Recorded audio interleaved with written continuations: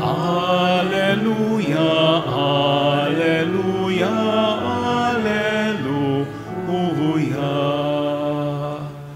My dear sisters and brothers, the Lord be with you. And with your spirit.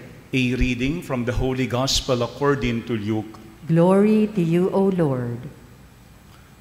Asked by the Pharisees when the kingdom of God would come, Jesus said in reply, "The coming of the kingdom of God cannot be observed, and no one will announce, 'Look, here it is,' or 'there it is.'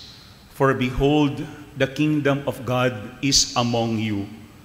Then Jesus said to his disciples, "The days will come when you will long to see one of the days of the Son of Man, but you will not see it. There will be those who will say to you, 'Look, there he is,' or 'Look, here he is.' Do not go off. Do not run in pursuit. For just as lightning flashes and lights up the sky from one side to the other, so will the Son of Man be in this day. But first, he must suffer greatly and be rejected by this generation." My dear friends, the Gospel of the Lord. Praise to you, Lord Jesus Christ. Please be seated for a while. Again, my dear sisters and brothers, good afternoon. I think most of us have the tendency to interpret things or events in our lives. Merong ganon tayong tendency to interpret things, events, or experiences that we have in life. And we try to find explanation on what is happening to us.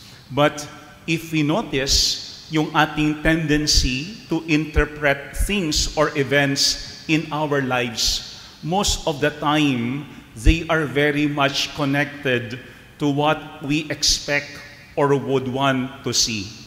Kaya kung ano yung ating inaasahan, kung ano yung ating gustong makita, madalas yun ang basis ng ating interpretation. Kaya nga yung ating interpretation of things and events happening in our lives most of the time are influenced by what we already expect.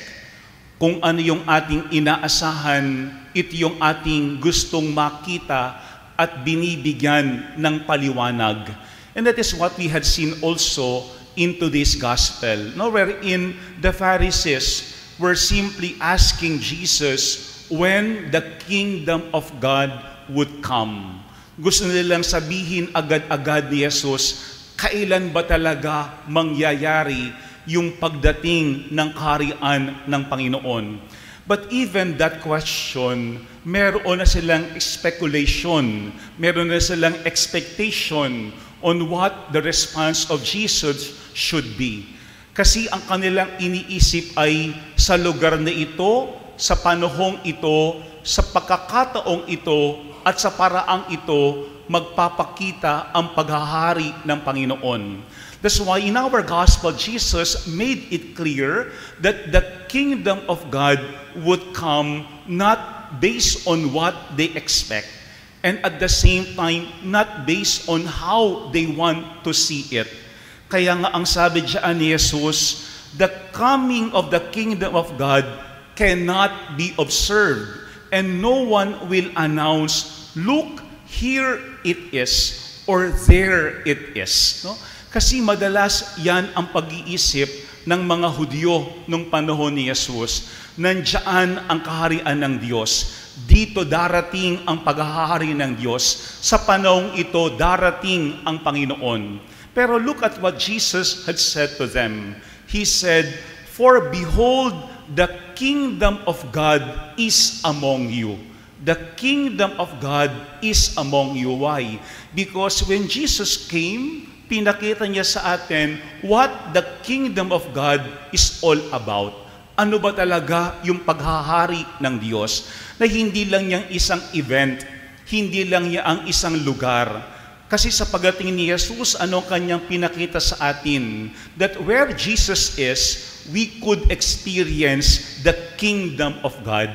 Kasi kung saan nandoon si Jesus, there is love, there is forgiveness, there is peace, there is unity. Parang sinasabi ni Jesus, hanap kayo ng hanap sa ibang lugar.